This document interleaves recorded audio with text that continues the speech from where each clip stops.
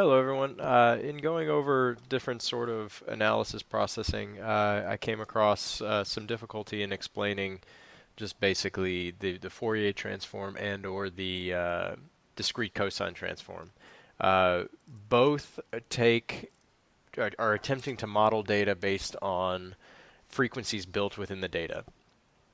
So the basic idea is that you can create any signal that exists using set functions of sines or cosines.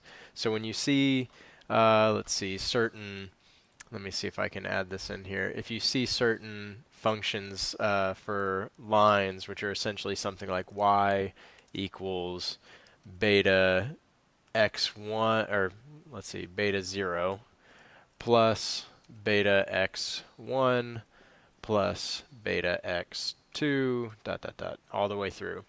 You're basically creating it's a line of sorts, but it's more appropriately a shape. So you're creating a shape with built-in functions. Each one of these functions are going to be these x1s, x2s. They're essentially matrices. And these betas are going to be weights, so you're multiplying the matrices by a weight, more or less an amplitude, you can call it. So in trying to explain this, I've created several different terrifically, perfectly drawn sinusoidal waves of different frequencies. I tried to keep the amplitudes relatively the same, but you can see they clearly differ. It doesn't really matter in this sense. But the idea is we're going to take these and put them together and then try to basically build a signal that is totally unrecognizable. And then we can also take them out and clean them up. So basically what I did was I merged down the signals. So now we're going to basically add these two together, which in that case you can think of as beta 1 plus beta 2, or beta x1 plus beta x2 right there. This would be beta x3 plus beta x4. And you'll get something that looks something like this.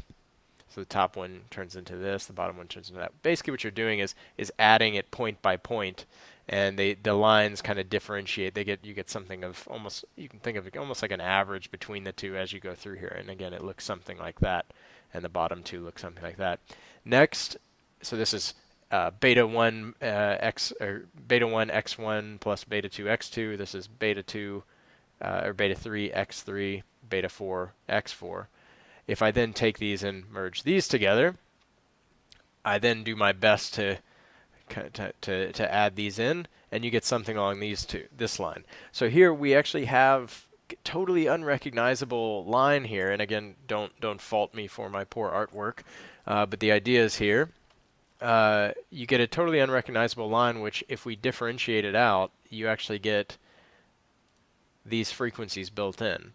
So what you can actually do now is tweed this out, and you can remove different frequencies based on this, and you can actually start to implement filters, either low pass or high pass. If it was a low pass filter, I would pass everything that was below a certain frequency.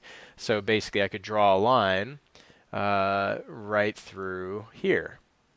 And now I remove essentially everything below the line. This frequency is now gone. I could move the line here, and now these two frequencies would be gone. If those two frequencies were gone, well, I'd be combining these two, and my signal would look simply like that. So I go from this full signal to removing those frequencies to getting something along these lines. So the whole idea is that I can model any signal I want using specific mathematical formulas, and because of that, I can actually tweed out these signals.